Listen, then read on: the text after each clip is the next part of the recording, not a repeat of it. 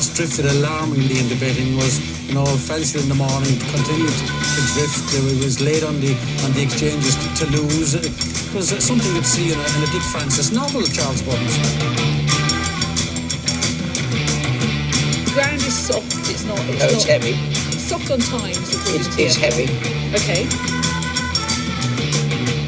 Hello and a very warm welcome to the Barsters Inquiry Sunday Sermon. It's that time of week again. Myself, John and Chris talk absolute rubbish on the events that's unfolded or industry topics and of course the DRF. And we're brought to you by Cook on Sunday. Follow Cook on Sunday 1 on YouTube and Twitter. Like and subscribe on YouTube and that'll help the channel grow.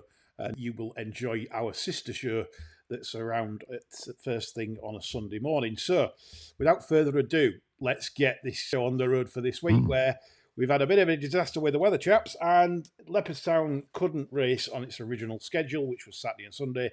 And of course, we had the first racing day of the DRF Festival on the Sabbath today. Fair play to Mr. John Lang sat here, because he was very confident on this one. Tipped up the Bike Me or Psych Me, John, that's the one, isn't it? Yeah. That's the one, yeah. And that won a lovely SP of 14-1, bigger on the exchanges. And I'm sure some of you will have got involved that listen to the pod. Like I say, if you don't subscribe, I really recommend you do. £9 is an absolute gift for what you get on the site. Subscribe to our tipping channels as well, which is a bit more money, but obviously make you more money. Theory of progression. So get along to Bar Stewards on Patreon and get subscribing. The flat season is coming up soon, where we absolutely do start to take off. So, yeah, lots to look forward to there. But without further ado, let's talk about the DRF, John. It's safe to say that we had a couple of bubbles that were burst today, and we saw an exceptional performance. Probably one of the best performances I have seen from a horse leading up to Cheltenham. The old title was Galloping des Champs at Leopardstown when that first burst onto the scene. Yeah. I think this one at least rivals that or even beats it. And we're talking about Majborough in the Ladbrokes Dublin Chase. If that repeats that around Cheltenham, would you agree with me that that would be just about unbeatable in a champion chase? I think the first thing we should do is congratulate the staff at Leopardstown for getting this meeting on. Yeah. They were having deluges on Friday, and somehow the team had been out on the track and managed to improve conditions as more rain came down. Yep. They were probably unlucky to lose it on Saturday, and they've got it perfectly raceable. I think they've done absolute wonders to get this on, and I think they deserve every credit. But to Majborough, I think it's the type of thing we've always felt that if he got his jumping together, it'd be some tool. Yeah, he's got the engine. Yeah, and that was far and away the best round of jumping he's put in over hurdles or fences, I would suggest. Yes, he was just about flawless, barring being long on one down the back. Yeah. And I don't know if it's the first time pieces, maybe just making concentrate a bit more at his fences. There's always been a massive blooper in him. And I was waiting for it. I was just waiting for the fence that he'd get completely wrong and smash through it. For me, the worry is, can he do it again? Yes. If you wait for him to do it again, he'll do it in the Champions Chase. Yeah. And then after that, then you fuck the rest of his career, because he's 2-7 wherever he goes, isn't he? What we're saying about the 7-4 with Hills, is that playable, or is he not really that arsed at that? I would say I've missed the boat there. I don't feel any compulsion to step in with his record jumping wise off one clear round. I don't feel compelled to back him now without knowing how he's come out of this race. In my heart of hearts, whether he can jump like that again, I don't feel the need to bet at 7-4. No, the time was astonishing. It was 3 seconds outside standard, which on that ground, O'Driscoll's, for example, that was over 20 seconds slower than standard. Oh, yeah. So the Ladbrokes Novice Chase, that was 15. Right, I don't dispute for a minute. He's quite possibly one of the best horses in national hunt racing at the minute. Can't dispute that on that performance. But like you said, can he back this up? Can he keep repeating that? That's the thing. If you went in hard now at 7-4 and he did a somersault at that fence coming down the hill, what are you going to think to yourself? Yeah, you either take two views. Yeah. You either take the view that the pieces have sharpened him up and made sure that he's looking at his fences properly, because he was just about flawless today for the first time I've seen him. Or you take the other view and you say, no, there's always going to be a blooper in him. And like you said, 7-4 might make you look silly if he goes back to the older ways. other than today. So, like you said, we've missed the boat, so to speak, in terms of price. Completely agree with you. What a performance that was. There's few that get me excited watching races. That was one of them. Same as Galopin Des Champs when he first come on the scene. It was that kind of spectacular performance. That's what national racing should be about. Superstars like this, they're not afraid to run them against each other, and that's what I admire about the Irish over, say, Nicky Henderson, who seems to want to mostly avoid challenges before the big day, whereas Irish aren't bothered. They just turn up and get on with it. So going back to the Ladbrokes Novice Chase, this was where the bubble was firmly burst for Final Demand, and I was left in shell shock. I think Johnny Deneen took some slaver on Twitter because he said Final Demand would win by a fence, and I think he got beat by a fence. It was very disappointing. John Townend described the horse as doing unusual things, put him down on him at the fences. He was asking him for a good jump, and the horse was not responding to Paul's urgings to produce a big one. I was at a loss to explain that performance. If you remember when Bob Ollinger went wrong over the fences, I never felt he was mowing right, and I got the same impression with this horse after they jumped out today. Interesting. The mate found he's either very sore or got a fairly major problem. So yeah, evens out to 4-1 in the Cheltenham betting. I couldn't entertain 25-1 without knowing how he's come out of that, because for me he's finished wrong there. Very, very disappointing for short price money buyers, that one. The way he was mowing, Lee, I was surprised he got round. Yeah. Talk the Talk scrambled in the Tattersalls Island Novice Hurdle, winning the race 3-1 fav. I did make a point on the podcast. I'm not saying I tipped him up or anything, but I was surprised to see a horse that's £13 clear on time form ratings be as big as to 4+ at the time we recorded. Yeah. The horse just kept getting bigger in price. And I'll tell you what, that was a really good performance, because the second and the third were sat in the van the whole way, and Talk the Talk was out of his ground a bit. Oh, I thought he asked him a right question. Yeah, he certainly gave him plenty to do. I would say on back of that, he is an absolute bona fide contender for a Supreme Novice. I think he'd be a lot better on better ground. I do. Well. I thought he's won that despite things, and I reckon that's why he was weak in the betting constantly all week, and on the day was weak. He was grinding there, I thought. Yeah. He sort of did that through guts, and he's a definite rival to the Nicky Henderson horse. It does look very good, but I think he's... Well, if Matt Chapman can get an Endo's here, he'll be supplementing that 1-6 champion hurdle. Chapman's absolutely adamant that he should supplement. Sure about that. Well, he won't. We'll come on to this now, because, of course, we are going to talk champion hurdle, because the Irish champion hurdle won in gritty, gutsy fashion by the fantastic mare Brighter Days Ahead, that turned over Lossiemouth. Now, I have said hundreds of times on this podcast, on a sermon, on review shows, Lossiemouth is not a 2-mile hurdler. She's not. She doesn't have the wherewithal to jump properly at that sort of speed. I think, look at her record. I mean, 2.5. I think she's unbeaten. Isn't she over 2.5, I think? I think that today is just confirming what we thought, that was going to have very little bearing on the champion hurdle. I mean, the winner, Brighter Days Ahead, Golden Ace, the last twice they've met, has seriously had that one's measure. Yeah. You can bet one at 8-1, the reigning champion. Brighter Days Ahead, I think, best price 11-4 now. Brighter Days Ahead has no chance of beating Sergino. Sergino hadn't got injured. Sergino would have been absolutely unbeatable. It was so sad what happened to him. I mean, you're going to be tempted to run Constitution Hill, surely, to goodness. I think you're going to have to now. We're talking that the mare, Brighter Days Ahead, is what? On a good day, you could be kind and say she's 160, right? If she's 160, that means Constitution Hill's got to run to 167. As we know, he's probably run to more than that. Pomp. Oh. I think you do. Endo's got to be coming towards the end of his career, and I mean, what's he going to want to win? Another champion hurdle or a fucking Ascot Stakes? Yeah, I think after watching that today, I think if you're at 7 Barras today, you're sort of thinking to yourself, well, this race now is... It's the worst champion hurdle for years. It is, yeah. We've lost no Sergino, no State Man. The new Lion is not deviating. They're going for the champion hurdle. That's not a 2-miler. I mean, the new Lion looked absolute pox last term, didn't he? Yeah. Let's be fair. That's 5-2. It could be really cruel, this, on the mare Golden Ace, because if she turns up in March and wins the second in a row, she's won 2 champion hurdles, and people are going to describe her as shit. Yeah. Just another thing I thought Matt was a bit interesting. I was disappointed with my shout Amsterdam today because I think he settled better.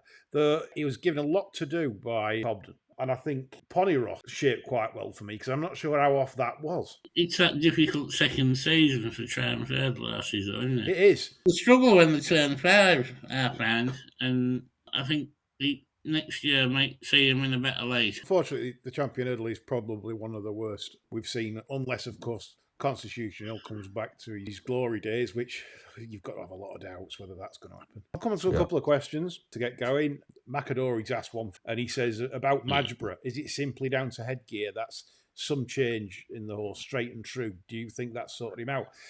As I said, Rory, I think it's had an effect, 100%. I think it's probably made him focus and concentrate. But to say it's just the pieces, I'm not so sure, because the horse has just... He's run to about 245. He's always had it in him to put a round in like that, hasn't he? Because he's a big, strong, athletic horse. Yeah, he shouldn't have been making the mistakes he did. Yeah. No. I think if you're on him at prices, or anybody out there is on Majborough at prices, I think you can have a warm feeling about this, because you just got to repeat what he did there, and you can forget anything else. It's a sort of warm feeling as when you're pissing yourself and it's running down your leg. But you can be reassured by the fact you're wearing dark trousers. Yeah, if you've got dark trousers on, it's not so bad. Yeah. It's when you wear, what do you call, linens? They're bad, aren't they, for pissing down your leg? White linens. Yeah. You got to go straight on. I've had accidents wearing linens like that before, where you go in toilet and you're busting. And water pressure in sink. Yeah. It could be a water pressure in sink, or generally I've just pissed on myself. Yes. It's like that Mr. Bean moment where he's drying it on dryer. Yes. I think it takes you 45 years to learn that the water pressure in public bathrooms is usually something akin to what would take the skin off a rhino. Yeah. Parts a pressure washer, isn't it? Yeah, and then you learn to take a step back from the sink, or not be too gung-ho with the tap. Very fire brigade, isn't it? The pressure in. It's like fire hose. You have that. Some other questions. Could this be the most enjoyable competitive Cheltenham Festival in over 15 years? Slow down levelling out of Willie Mullins versus the GB trainers. Gordon Elliott reviving. He's had a good year's Gord, BFG. Could be a positive thing for the National Hunt game. The boredom is over, maybe. I'll tell you what, because we've had a few bubbles burst, it's not going to be as boring as in past years where you've got that many odds-on races. I think that's where it's going to be better than recent, because everyone can have an opinion without just saying, well, just lump on that at 4 to 7. We're going to see a lot more races where it isn't cut and dried as much as it has been in recent years, where that's going to win that, that's going to win that, that's going to win that, that's going to win that. And now it's just opens it up. Do you think that's the case, John? Speaking personally, the boredom usually over just after the mountain pipe. It does look, in all fairness, like an interesting festival, doesn't it? Where I'd much prefer it like this, where there's very little looking cut and dried. The races, when we had all odds on in the conditions races and that, I never even bothered with them, to be honest. Because, they weren't throwing anything up what the prices are like. I'm just concentrated on the handicaps. Chances are there won't be anything stand out at prices in the conditions races by the time we get to the festival. The bulk will have probably settled down. Most of them will probably be at the correct price. If I'm looking for a Rick, I'll expect to find it in a handicap. Yeah, certainly. I think when we do our Cheltenham preview show, I think we'll probably try and focus on some dark ones in the handicaps, because Fry's good at that. You've proven down the ages, as when we used to do the old Friday show and thing, dig out an exposed one. If only there was a Gloucester National. They're adding more nationals now. One that ran at Musselburgh today that had won Berkshire National. I never knew that were a thing. That were at Ascot the other week. No. Berkshire National. It's like nationals all over the place. God. You love a national. You do. Chris, he claims he don't, but this man's tipped Ida winners. He's tipped national winners. He's full of it, really. He loves a national. Grand Military Day is his favourite day of the year, isn't it? We'll see all those amateurs. Tuesday, I can hit the dressing up box and go in as Major Farquhar and Farquharson. You can. Get that monocle out. Yeah. Get a load of free drinks. Yeah. Yes, absolutely, yeah. Look like Prince Edward. Yeah. Not long now till Grand Military Day, John. Yeah. Not long. Favourite day of the year. Yeah, Captain Guy Disney Yes. and his one leg. Broderick Munro Wilson riding side saddle or whatever it was. Yeah, tremendous. The drunken duck. Yeah, that's right. Yeah, If only the Queen Mum, God bless her, was still with us. Exactly. Yeah. God bless them all. They do a wonderful job. Oh no, they don't, do they? yeah. We've been about 120 now, isn't She she? would be. Yeah, Yeah. she would. Another topic from Shane. He says, do social media racing influencers genuinely back their own opinion with their own resources? My suspicion is that they are heavily comped by the bookie reps. Of course they are. Yeah. Mr. Power, the obvious topic of debate, for example, is working off £100,000 bankroll. I've not heard that.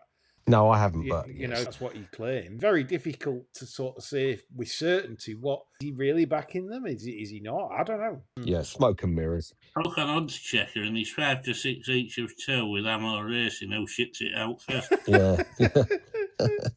Too close to call that. Yeah, and I think the point, Shane, is right. You don't know, do you? It's all smoke and mirrors. You don't know who these people really are.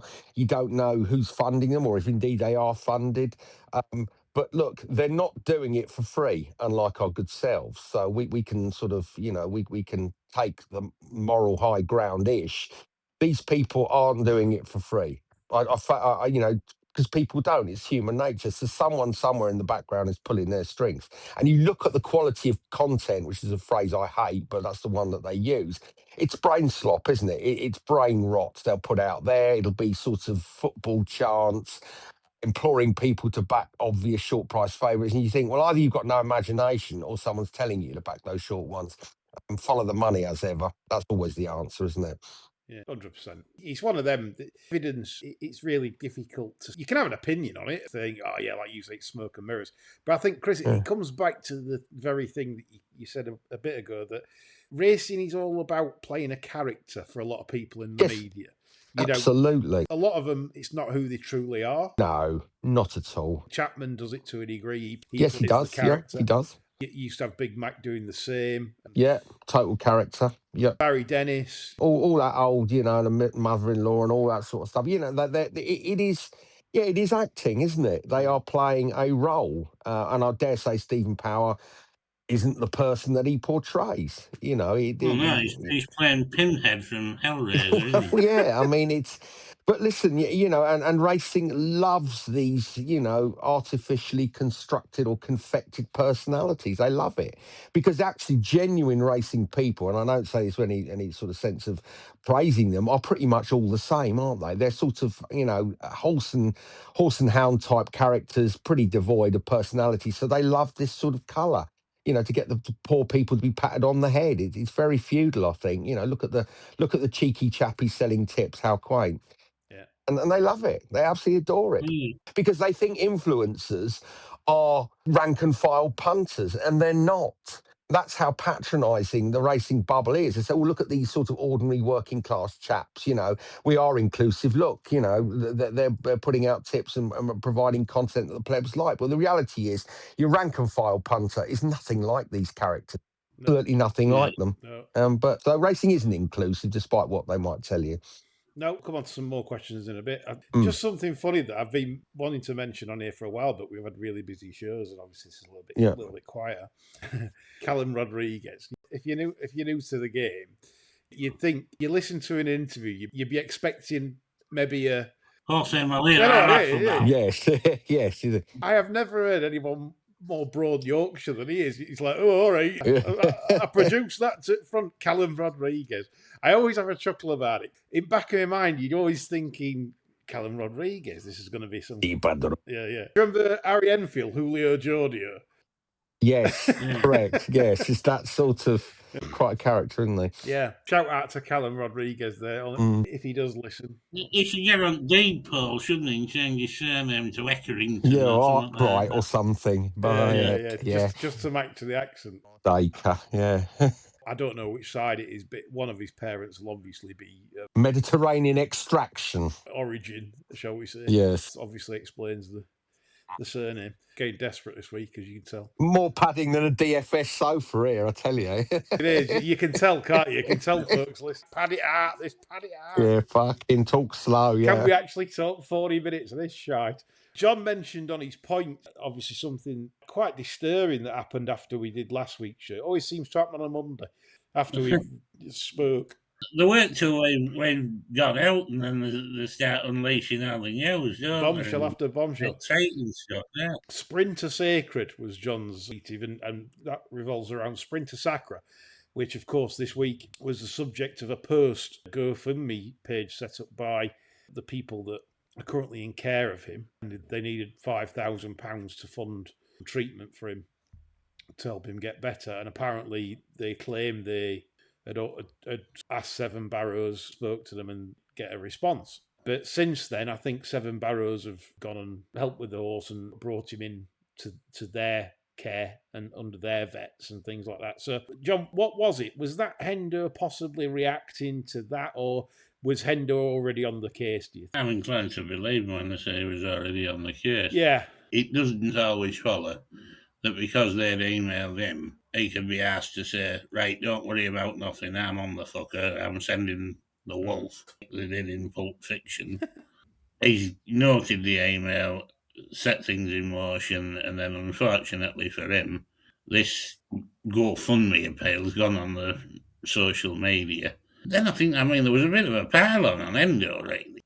For a start, I think it's more the owner's business after horse is retired than the trainer. He's dead. The family are still kicking around, obviously. I was going to say, there has to be family. Yeah. There'll still be some money kicking around, all the money the bloody horse won. And I do think it's a shame it's fallen to the trainer to see to it. Credit to him for doing it. Again, I've not read it properly, but I'm sure I read that the owner might have chucked half in as well towards the. Yeah, and so the should. Exactly, a horse that's won. It's a sad thing to be reading. I mean, this caused like furore on social media where people are then now asking for proper provision to be set up for retired horses to make sure that they're looked after properly. The sad reality is, though, the trouble is you can't police it. Not really. When I owned horses, they always went to a good home, right? They always had them shot just so they'd gone past the winning post. Well, they were that documentary, weren't they? It's that horrible Swindon thing. Where they were sending them there to be culled. Yeah, fucking disgusting. Yeah, that was disgusting. Awful. Every horse that I've had in market, every single one has given away. There's no monetary value. That's how I've done it. I always sit at trainer, got my horse, make sure it goes to a good home. If not, then I'll have to find one myself. I'll have to try and hunt around. I think there was only of the ones you owned. I think there was only Clarence Bakes that fell in with a bad crowd, wasn't there? And he ended up part of a post office robbery later on. Good. What a character he was in Trading Places.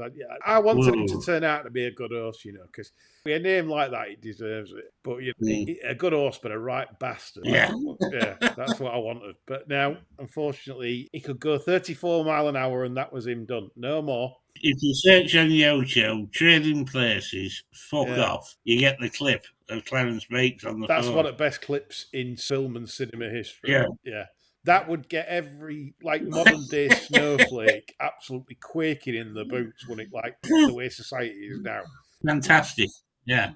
That was a quality scene. Of course, that was a disappointing thing to read, but at least we've got a happy ending in terms of. I'm not saying the optics were great to start with, which that's racing in itself. It always seems to have bad optics at some point. But in the end, proper care for the horse has come through, and a great horse like that should be absolutely wrapped in cotton wool and be loved and cherished. What a thing to say that you are looking after Sprinter Sacre, saying he's afterlife. What a horse that is. There was a good thing coming out of it. Right, Coral Cup. Coral this week came another bet Goodwin where they decided to chuck the dummy out of the pram regarding sponsorship in racing. I haven't got a clue what this is all about. Why would you stop a 52-year association with a Cheltenham Festival race where racing tax doesn't kick in till the year after? So why would you do it now? It just makes no sense. unless it's just for PR purpose. Well, to me, this is all part of a coordinated effort from the big boatmakers, and I think you'll see loads and loads of high-profile boatmaker-sponsored races lose the sponsorship over the coming months. And I think it'll be... if you remember when Corbyn was leader of the Labour Party and they arranged it so that one member of his shadow cabinet resigned every 45 minutes, Yeah.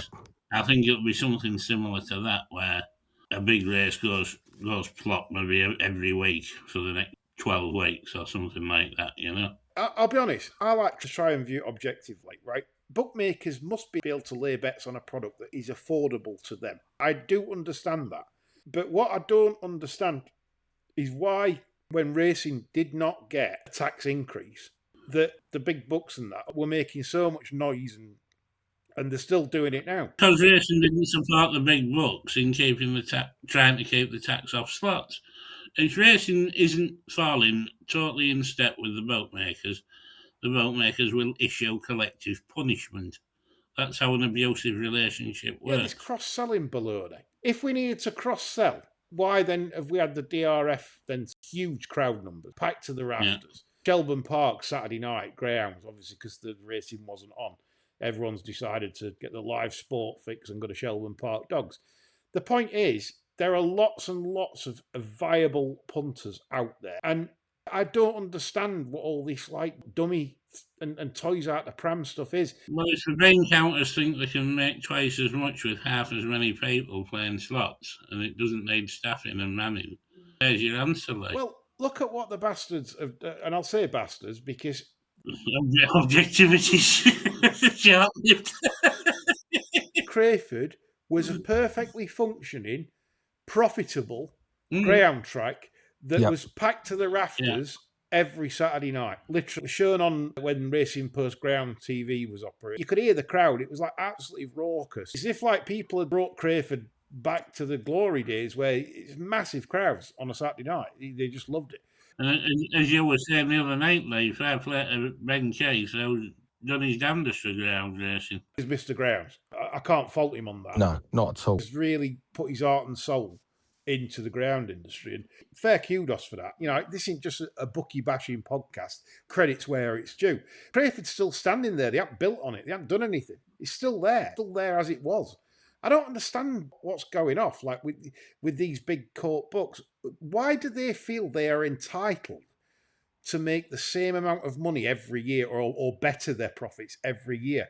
You're not entitled to do anything in life. You have to look at challenges posed by governments, posed by changing economic scenes. This is where the gross profit scale has brought us, though, because racing has relied on the boatmakers making a profit. So if they're looking like they're having a bad year and they're tightening all the margins, racing can't say jack shit, even though followers are getting a crap deal, because racing is depending on them putting plenty in the till. I'm scared at what they're doing because I wanted everyone to come round to act like adults and not chuck about insults, which certain people, shall we say, are doing, and do it properly and make sure that everybody should have racing in its best interest, including Big Cup, because if you're saying it's cross-selling, well, you're going to need to keep cross-selling then, aren't you?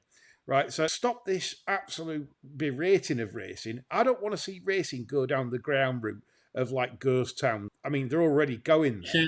I'm absolutely adamant, like, that if the boatmakers can't control racing, they don't want it. It's like the Pied Piper. If they aren't the Pied Piper in terms of deciding this is where we're going, we want a fixture list like this, we want to start at 10:30 in the morning, we want last race at 9 o'clock. And this is where racing needs to stand strong, you know. It's not the time for olive branches at the minute for me, because if you've got an olive branch, you're using it to hit somebody at the minute. They're not acting in good faith, Lee, at the minute. No, I don't think they won't for quite a while. They won't act like in good faith for quite a while. It'll take a long time for them to realise that if they're going to grow this product and make any money out of this product, they're going to need... Again, I've been a critic of his. Kudos to Fred Dunn, who is now took over as the number one taxpayer in the UK today. Receipts to the Treasury. In fact, Denise Coates, John and Peter Coates are now down to 5th in the UK. What's interesting is the top 5 in the UK taxpayers are either financial traders, in other words, stock market traders, gamblers. Yes. Come on, let's stop treating gamblers different. Financial traders sounds wonderful, doesn't it? Yeah. But it's the same. It's gambling, Yeah. right? White collar gamblers. That's what they are. White collar gamblers, right? And bookmakers, right? Yep. So what does that tell you? That Yeah. they are doing very well out the game. But fair play to Fred Durn on that. And Fred Durn seems to be coming back investing in the sport. Yes. He's fought back against the media rights pictures with ARC. He's not playing ball with those. He wants the shop industry to grow. And I've heard good things from Betfred. People are telling me, like all the time by DM, oh, well, I get on my local Betfred. They're not too bad. Yeah. Take 50 quid on morning prices and things like that. Where other bookmakers, they're having to bloody ring up headquarters for 50 quid at 5. Yeah. Ridiculous. Fair play. Fred Durn take the sport in that direction, then I'm a Fred Durn fan. I think I'm allowed to change my mind.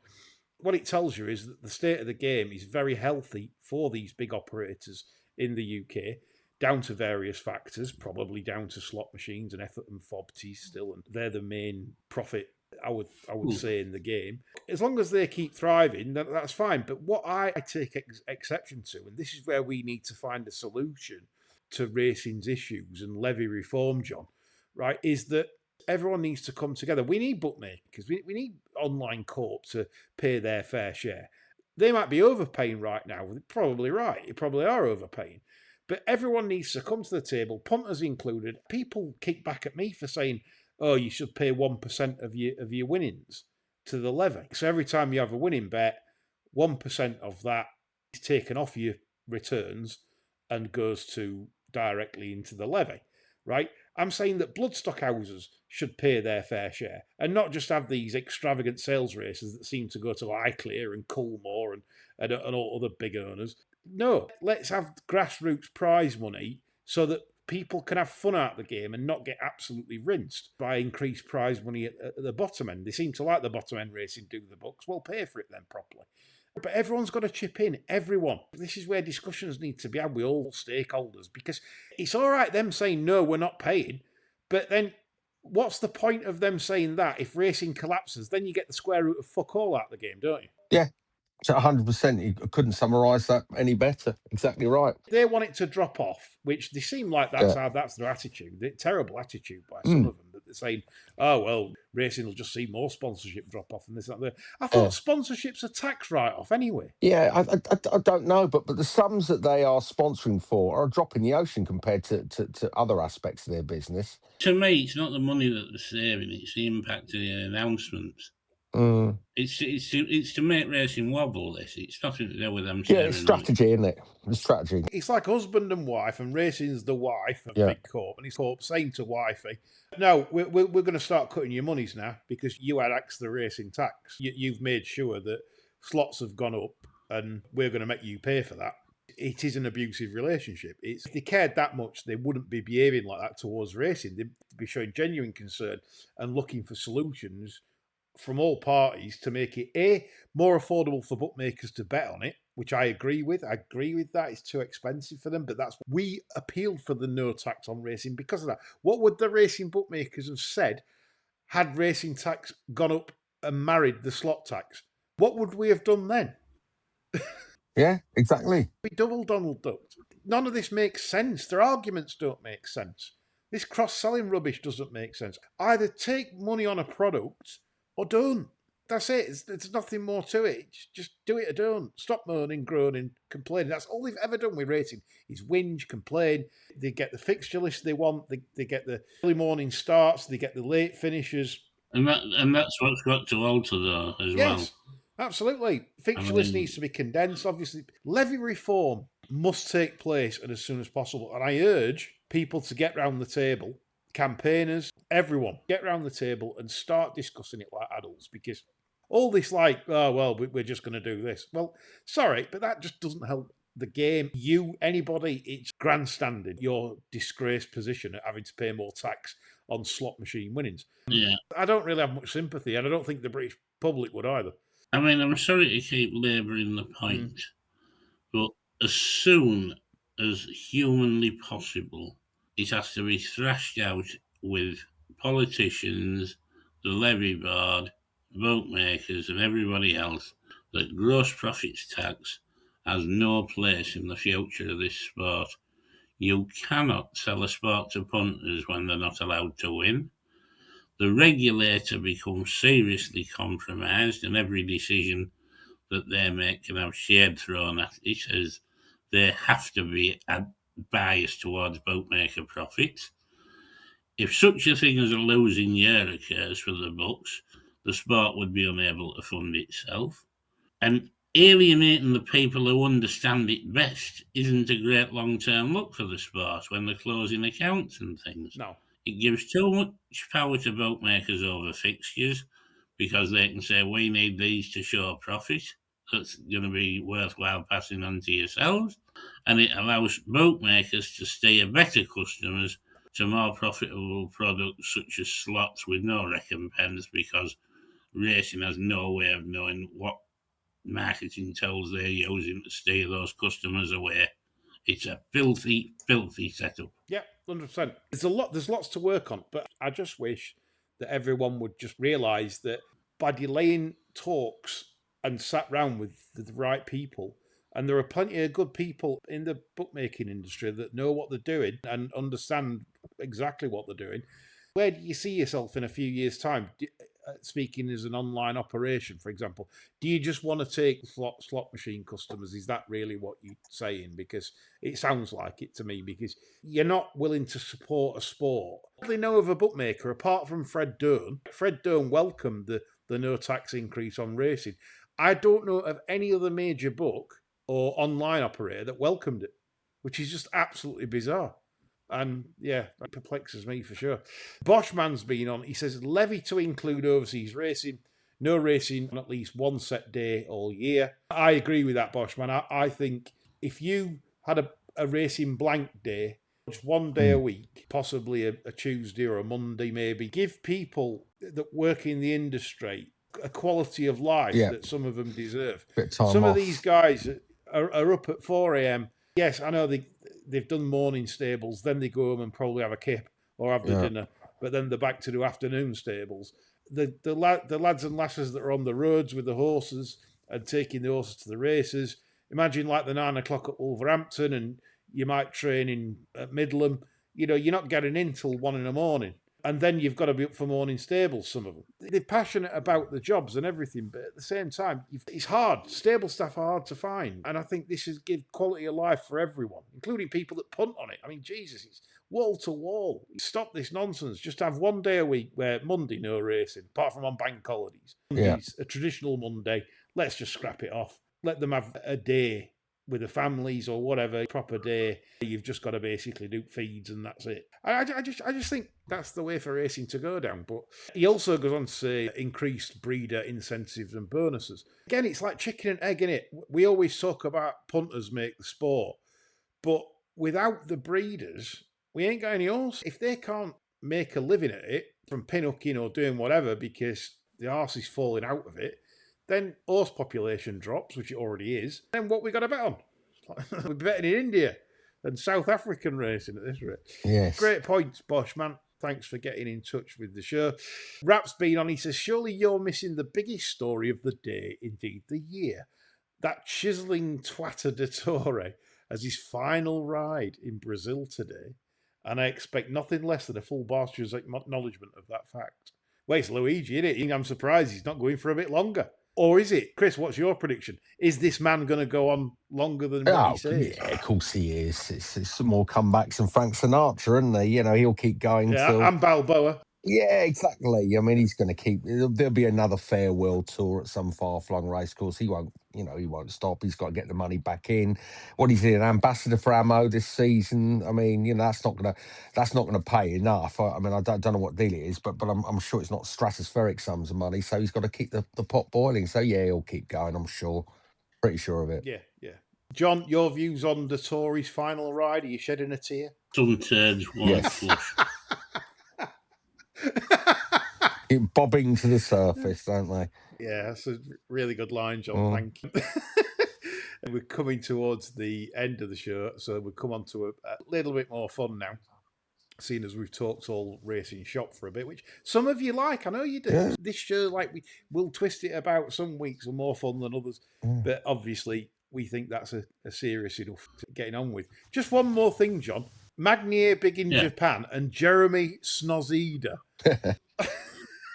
Yeah. What's happening here? Well, flabbergasting news from the former top trainer Jeremy Nozida going on trial for drug driving. He was Really? Yeah. caught behind the wheel of his Aston Martin.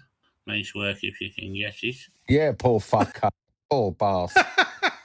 Yeah, now. You think you got troubles? That poor cunt's only got an Aston Martin. Fuck, now. Yeah. I mean, absolutely astonishing news. You know, I mean, the last time I laid eyes on Jeremy Nozida, he came bursting out the toilets at Epsom with 5 M&Ms glued to his hand, saying he'd found the Infinity Stone. Very good. So I don't know what that was all about, but anyway, he's in a bit of bother with Her Majesty's Constabulary. I wonder if he ever met Gary Kasparov in the middle of the cafe. Well, funny you should say that. No, funnily yeah. I mean, it's extraordinary. I'm more astonished that he drives an Aston Martin than he's on the fucking bag. I mean, I think so what with that, but how the fuck? How much money did he make? Because he wasn't massively successful, was he? I mean, he had a few good years, but fundamentally he couldn't make it pay. So, mate, where do these people get their money from? I just don't get it. I just do not get it. It's a constant source of bewilderment to me how these people just continue to, how they generate cash. Because Aston Martins aren't cheap, are they?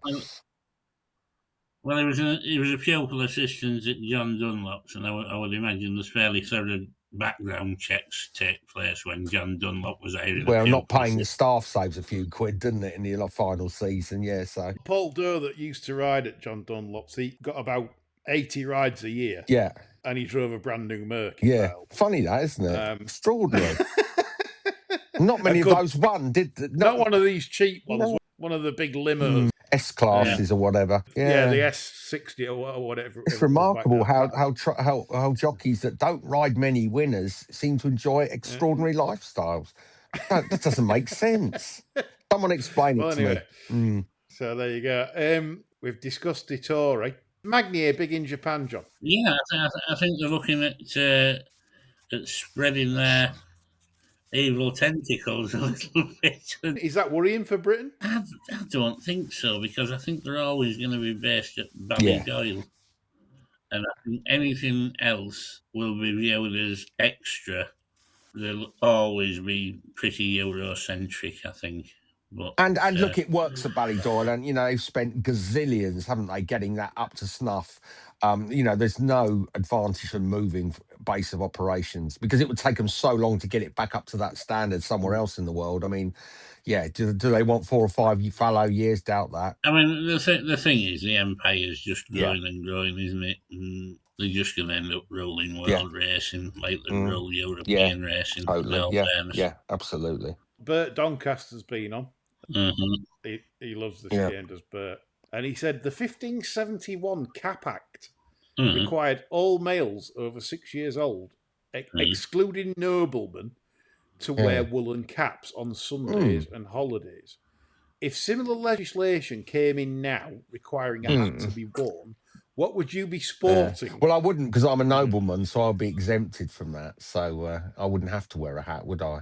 So, John, the first thing I remember when this question came about was something with hilarity, really. It was your good friend, Leanne, decided one day to take umbrage to your flat cap that you were wearing at races when she described it as absolutely apparent, stuck a bread knife in it and...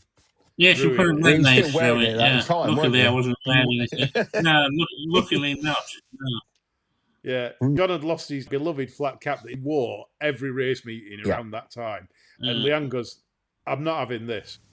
What's wrong with that? What's wrong with the black? What's wrong with the flat cap? What did she object? What did she hate about it, though? It probably looked like what he wore in Last of the Summer Yeah, Wine. all of them. Yeah, it's Clegg, and Clegg used to wear one. Yeah, Clegg's flat. Not Clegg, other one, I think, with flat Oggy cap. Dewhurst. She No, Compo wore the old woolly hat, didn't they? Yeah, Compo wore the Benny Hill hat, didn't So Clegg it was. she made a massive bonfire of all my mauve socks as well.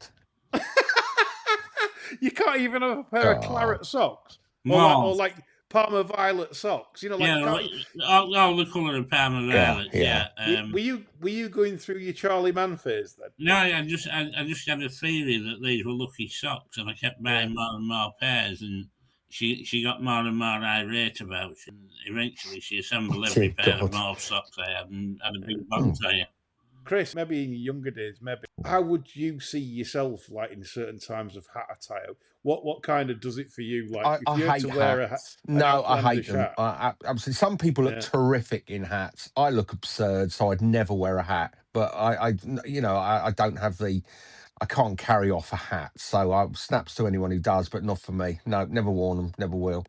In my older stages, I do love a Panama. I'll be honest. You got yours from Goodwood that time, didn't you? I told that story about 50 times, but bastards. And a real Panama as well. Yeah, and they fucking Panama. escorted you round there, didn't they? Yeah, security got you. I'm authentic. You are the real thing. I think that was the day Gary Kasparov got his, wasn't it? He came round. He says, "Come here, I've got a back route in, lads." Yeah. So, Bert, that's where we're at, really. Chris would be hatless because of his magnificent beard. I kind of see myself in a broad brimmed fedora or something. Or an Anthony Eden Homburg. That would be quite nice, wouldn't it? That's a proper hat. You don't. No, you don't. That's what the patriarchy and the aristos used to wear. You know, your quality if you've got a Homburg.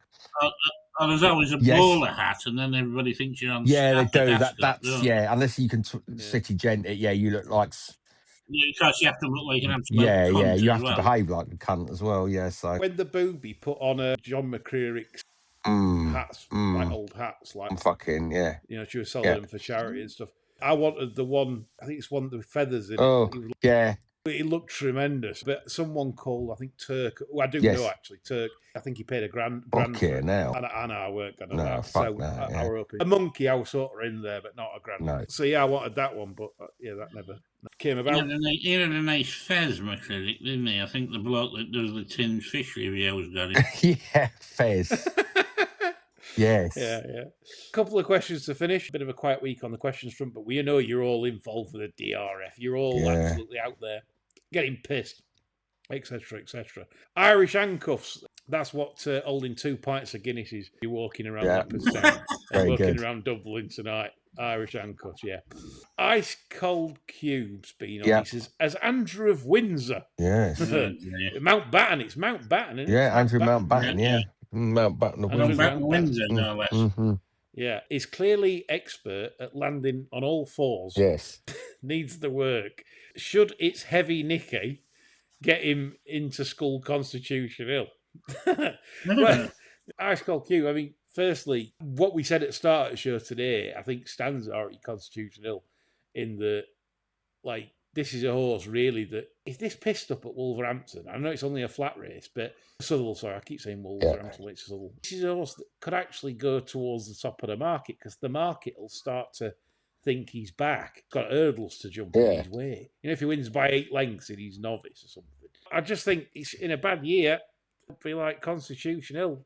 And that'd have been on nobody's bingo card. No. Constitution Hill would be starting Fav for a champion hurdle. Can't have the top of the market as it stands. No. None of them are proper 2-milers. So anyway, there we go. Producers, come on with final question. Chris, first thing you're going to say is, what is wrong with her? Yes, go on. Right? Go on. Right? I don't know. You are transported back in time to the age of the dinosaurs. Yes. Which dinosaur would each of you be and goodness sake, what is wrong with her? Good. I don't know. What dinosaur? What? Oh, dear God. I labelled you all anyway. Did you? I sort of thought about this. Yeah. Go on. I think you'd be a pterodactyl. Yes. Exactly. Yes. Nipping. Trying to. Go on. John would be like Stegosaurus because they were bastards. Tail with all fucking ammo. Yeah. And that's type John would do, like gear a side swipe if you were getting lippy. And me, I'd be a T-Rex because I can't wipe my arse anyway, and they were impossible for them to wipe their arse. Them little arms. Yeah, tiny little arms, It's remarkable. You build a predator like that, and my arms where it looks like it's Warwick Davis arms. Yeah, oh God. Yeah. Rather bizarre, like the designer of T-Rex, ferocious animal. But that's where we'd be, I think. So thanks for that, producer. You can tell we're padding it this week. Yeah. I hope you enjoyed this week's show anyway. It wasn't the sort of easiest we've ever done in terms of, apart from DRF content, certainly industry content. So hopefully there'll be bigger and better to come. So if you enjoyed it, let us know. If you didn't enjoy it, also let us know. Bollocks to you if you didn't. Yeah. That's all from us. We're back again next week with the same sort of schnizzle. Bye for now.